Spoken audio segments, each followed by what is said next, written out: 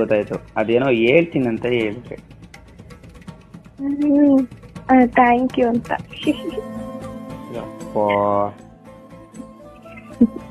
ಹುಡುಗಿ ಚೇಂಜ್ ಆಗೋದು ನಿಜಾನೆ. ಅಲ್ಲಿ ಹೋಗ್ಲಿ ಪಾರ್ಟಿ ಕೊಡಿಸ್ತೀನಿ.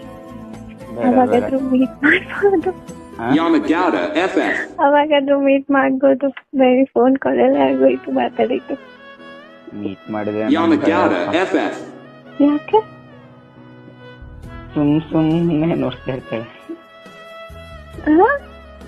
ಮೀಟ್ ಎಲ್ಲ ಮಾಡಲ್ಲ. ಸರಿ, ಅದೇನೋ ಒಂದು ಹೇಳ್ತೀನಂತ ಹೇಳಿದ್ರಲ್ಲ,